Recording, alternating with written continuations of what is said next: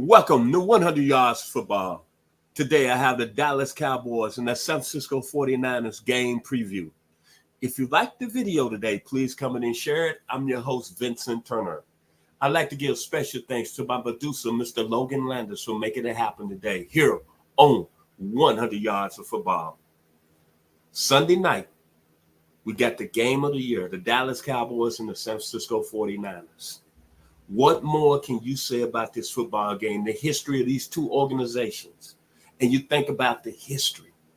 You think about Joe Montana, the White Claw, Ronnie Lott, Carlton Williamson. And then you think about the Cowboys back in the day, Dorsett, Danny White, Everson Walls, Michael Downs. Then you move it into the mid-90s. The Cowboys and the 49er battles to get to the Super Bowl. You think about Steve Young, Jerry Rice, John Taylor. And then you look at the Cowboys, Russell Maryland, Tony Tolbert, then Charles Haley coming over from the 49ers as a Cowboy, Troy Aikman, Michael Irvin, Emmitt Smith. These organizations have went back and forth. And then Deion Sanders win the ring with the 49ers, then coming over with the Cowboys. You want to say bad blood? You want to say respect? These two organizations are the epitome of the National Football League. And me being a Cowboys fan for 60 years, I couldn't be more happy to see this game coming on Sunday night. Think about last year. The last 2 years, the 49ers had eliminated the Dallas Cowboys from the playoffs. And Dak Prescott, the star quarterback for the Dallas Cowboys, has not played well in either game. And especially going back to last year, you go back to the one play that sticks in my mind is when we had formerly Ezekiel Elliott lining up on center, hiking the ball in the shotgun to the Dak Prescott, and he getting blowed up. And the 49ers winning that game, being more physical than the Cowboys. Let's talk about the San Francisco 49ers. I respect their organization, man. I respect John Lynch. I respect their head coach, Kyle Shanahan. For some reason, they get special football players that fit their organization. Brock Purdy, the last player drafted in last year's draft, has been phenomenal. He was the one guy, based on the fact when they traded Trey Lance, I said, okay, is this guy, was last year, he came in a good situation, was the pitcher going to be too big for him? Well, you look at it this year, 1,900 yards passed and 5 touchdowns, 0 interceptions. See, when your quarterback does not turn the ball over, you're going to be a very good football team. Then I look at them bringing Christian McCaffrey over from last year for the Carolina Panthers, and I ask my question is now, McCaffrey's had a lot of injuries. He's starting to get nicked up. But when he got to the 49ers and into that scheme, man, he's been special. A touchdown in 13, 14 straight games, 459 yards, 6 yards a pop. He's been very, very good. And then you put him with Deebo Samuel, who's averaging 14 yards a catch. George Kittle is averaging 10 yards a catch. Then you're looking at the defense side of the ball. Drake Jackson out of USC, 3 sacks. Fred Warner, 33 tackles. Nick Bosa, rich man of America. And Javon Hargrave. The 49ers have got players that believe and win. And they really are the image of John Lynch when he was a player with the Tampa Bay Buccaneers. This is a very good football player. And Kyle Shanahan is a very good football coach. This is going to be a measuring stick on Sunday night for the Dallas Cowboys. I got real excited the first 2 games of the season along with the Cowboy Nation. I said before this season started, this was a Super Bowl team. This was the most deepest team that the Cowboys have had since the Super Bowl years of the mid-90s. From the defensive side of the ball to the offensive side of the ball. The only question I had was, could they stop the run? First 2 games, they only gave up 10 points and had very impressive wins over the Jets and the Giants.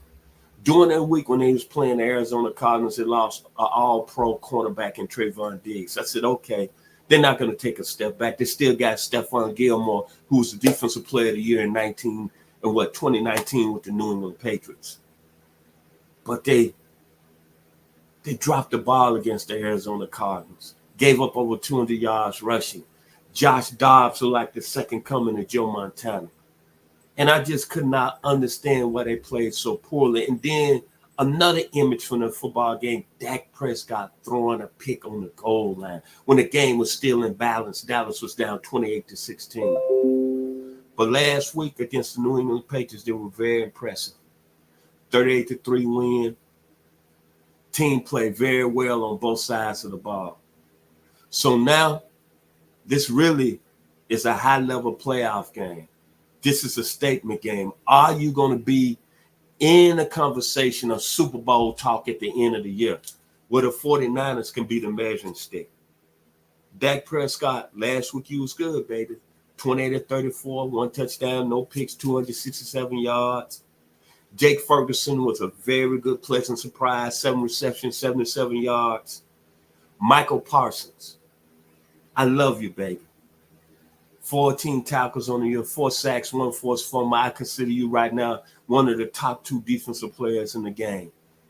But Michael Parsons, when it comes on Sunday night, I think you need to stop doing a little talking because last year, Trent Williams, outstanding offensive tackle, San Francisco, kind of had you under wraps in the playoff game last year.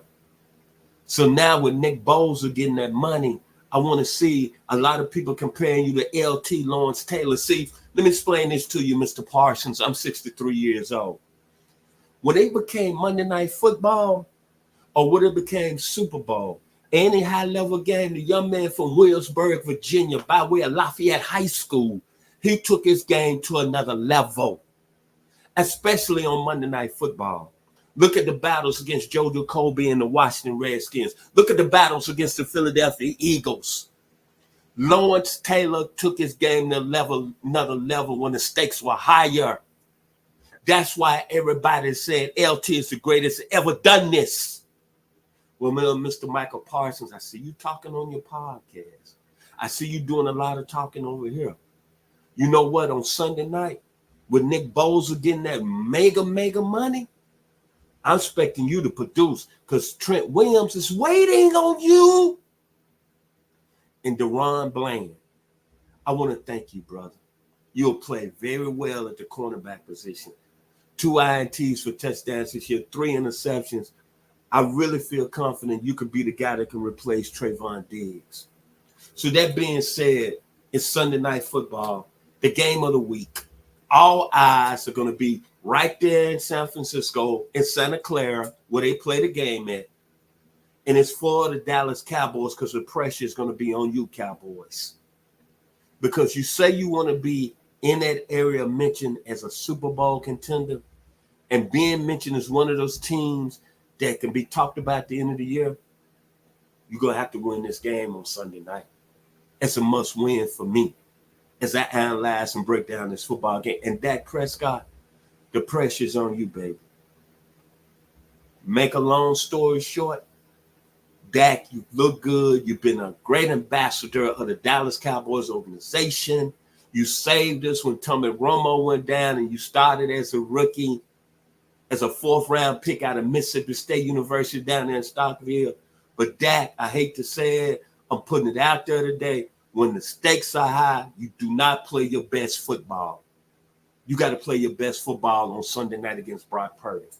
That being said, Cowboys 20 to 49-17. Special thanks to my producer, Mr. Logan Landers. I'm Vincent Turner. To the Cowboy Nation, please enjoy the video and be somewhere on Sunday night to get ready to watch this great football game. Thank you and be blessed here on 100 Yards of Football.